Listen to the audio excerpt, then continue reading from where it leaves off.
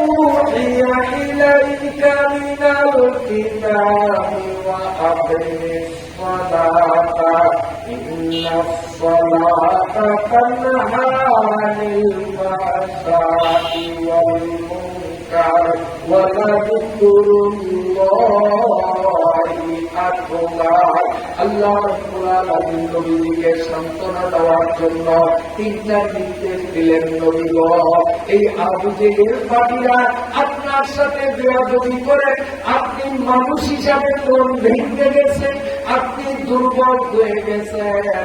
ওগো নবী, আপনি তাড়াতাড়ি করে আপনার কাছে নাযিলকৃত কোরআন তিলাওয়াত করেন। এই কোরআন তিলাওয়াতের দ্বারা আপনার অন্তরের ব্যথা লাঘব হয়ে আপনার অন্তরের মধ্যে শান্তি বর্ষিত হবে। আপনি কোরআন তেলাওয়াত করেন।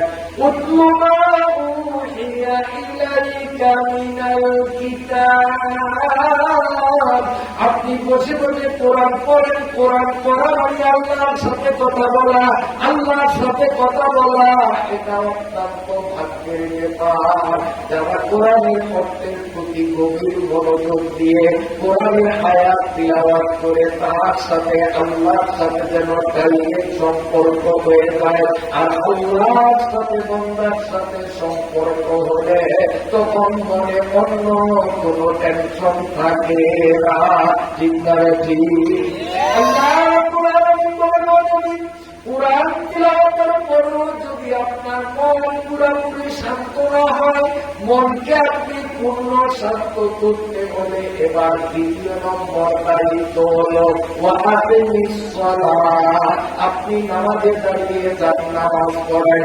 নামাজের মাধ্যমে বান্দার সাথে আল্লাহর গভীর সম্পর্ক হয়। বান্দা যখন আল্লাহু আকবার বলিয়া নামাজে দাঁড়ায়, আল্লাহ রাব্বুল আলামিন সমস্ত ফেরেশতাদেরকে ডেকে ডেকে বলেন, ও আমার ফেরেশতারা, তাকাইয়া দেখ অমুক জায়গায় আমার অমুক বান্দা অমুক বান্দি নামাজে দাঁড়াইছে। ওর নামাজ শুরু থেকে সালামের মাধ্যমে শেষ না হওয়া পর্যন্ত আমি আল্লাহ ওর থেকে নজর অন্যদিকে বিলাইব না। একে চশমে গাত লাগা শাহে নবাসী সায়াদকে নেগা কুনাতুম আগার নাবাসী। কষ্ট হয়ে যাবে কারণ কিন্তু তিনটা রয়ে গেছে। উসমান রাদিয়াল্লাহু তাআলা আনহুর ওই তিনটা মনে আছে তো? ইনশাআল্লাহ দেবো। আমার ভাইয়া বাবারা, আল্লাহ পাক বলেন, ও নবী আপনি নামাজে দাঁড়ান। নামাজে দাঁড়াইলে লাভ হবে কি? ইন্নাস সালাতা তানহা আনিল ফাহশাই ওয়াল মুনকার, সব ধরনের অন্যায় বর্জিত কাজ থেকে নামাজ মানুষকে বিরত রাখে। সমস্ত অন্যায় অপরাধ প্রবণতার থেকে মানুষকে পরিশুদ্ধ রাখার একমাত্র উপকরণ হল নামাজ। তাই আল্লাহ বলেন, ও নবী এই কাফির বেঈমানদের অত্যাচারে আপনি যখন মনোক্ষুণ্ণ হয়ে যান, আপনি কিছুক্ষণ কোরআন তিলাওয়াত করেন, আবার কোরআন তিলাওয়াত বন্ধ করে আপনি নামাজে দাঁড়িয়ে যান। নামাজের মাধ্যমে আল্লাহর সাথে বান্দার ডাইরেক্ট সম্পর্ক হয়। সুবহানাল্লাহ। কেমন সম্পর্ক হয় একটু ব্যাখ্যা দিব না? কষ্ট হয় আপনাদের? এদিকে খেয়াল করুন। মুসলমান যখন ওযু করে বাড়ির থেকে ওযু করে মসজিদে নামাজের জন্য রওনা দেয়, ওযু করতে গিয়ে মাদ্রাসাওয়ালা মাদ্রাসা থেকে, বাড়িওয়ালা বাড়ি থেকে, দোকানদার দোকান থেকে, অফিসওয়ালা অফিস থেকে, স্কুলওয়ালা স্কুল থেকে, যে যেখানে আছে ওখান থেকে ওযু করে জামাতে নামাজ পড়ার জন্য যখন মসজিদের দিকে রওনা দেয়, আল্লাহ রাব্বুল আলামিন তার আমলনামায় একটা কবুল করেছে। সুবহানাল্লাহ। এই আল্লাহর সাথে সম্পর্ক শুধু আল্লাহকে, তুই যখন নামাজ পড়ার জন্য আমার বাড়িতে আসতেছ, তো আমার বাড়িতে পৌঁছার আগেই আমি তোমার আমলনামায় কবুল একটা হবে। সুবহানাল্লাহ। এরপরে বন্ধা যখন মসজিদে আসিয়া যখন কাতারে দাঁড়ায়, কাতারে কিভাবে দাঁড়াবেন শোনেন। কোন কোন মসজিদে দেখা যায় মুয়াজ্জিন ঘোষণা করে দাগের পিছনে দাঁড়ান, আবার কোন মসজিদে বলে দাগের সামনে দাঁড়ান। আছে না নাই?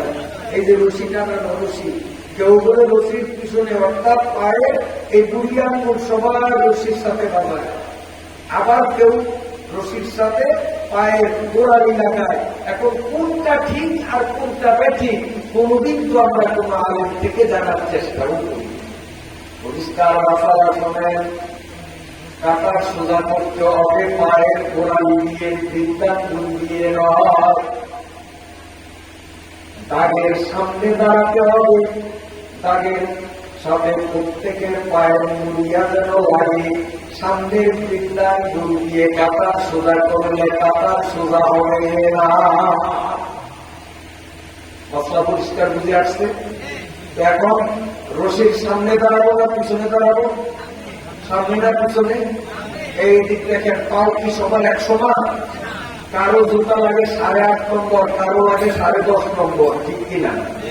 এখন যদি দাগের পিছনে দাঁড়াই, রশির সাথে বুড়িয়া ফুল লাগাইলাম, বুড়িয়া কি সবার সমান থাকবে না কিছু হবে?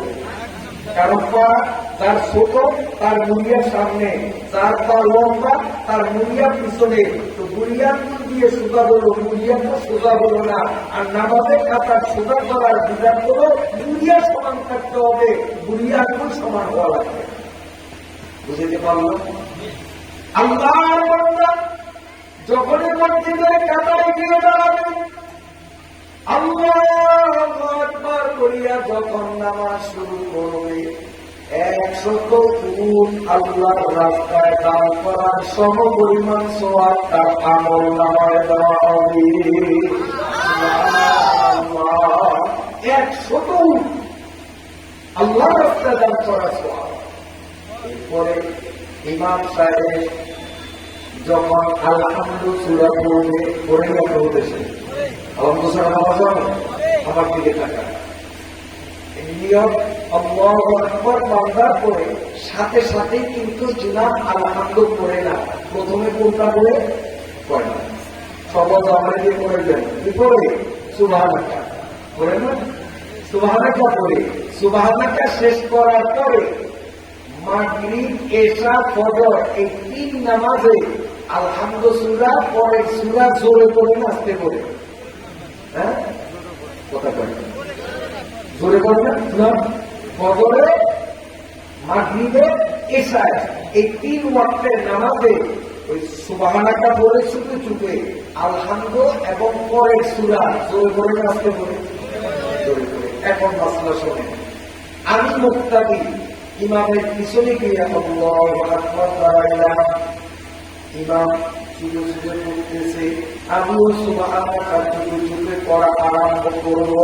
ইমাম যখনই আলহামদুলিল্লাহ শুরু করবে, আমার সুবহানাল্লাহ দেখবার পর এক অক্ষর সামনে আর উচ্চারণ করবো না। ইমাম যখন আলহামদুলিল্লাহ শুরু করবে, আমার সুবহানাল্লাহ আমি তখন চুপ করে দাঁড়াবো। এদিকে অনেক মুসল্লিদের দেখা যায় ইমামও আলহামদুলিল্লাহ করতেছে, এদিকে মুক্তাদিও তার সুবহানাল্লাহ মাথা উজ্জ্বল করে, ইমামের পরে আলহামদুলিল্লাহ মুক্তাদি করে সুবহানাল্লাহ না মাকরু তাহরিমার গুনাহ হবে। ইমাম যখন আলহামদুলিল্লাহ শুরু করবে, সঙ্গে সঙ্গে মুক্তাদি তার সুবহানাল্লাহ চলাবে না বন্ধ করবে। মনে থাকবে তো? মনে থাকবে এইগুলো। আর যোহর আসর, যোহর আসর এই 2 রাকাতে ইমাম আলহামদুলিল্লাহ জোরে জোরে আসতে করে আসতে। এখন আমি মুক্তাদি আল্লাহু আকবার বলিয়া ইমামের পিছনে দাঁড়াইলাম, আমি কি করব? আমি আমার মনকে প্রশ্ন করব, মনে বলতো ইমাম কি সুবহানাল্লাহ আছে না আলহামদুলিল্লাহ আছে? কারণ আমি তো শুনি না, আমি তো আসতে করে। এই জন্য আমি আমার মনকে বলবো, মন তুই বল ইমাম কি সুবহানাল্লাহ আছে না আলহামদুলিল্লাহ আছে? মন যদি বলে ইমাম সুবহানাল্লাহতে আছে, তাহলে আমিও চুপে চুপে সুবহানাল্লাহ পড়ব।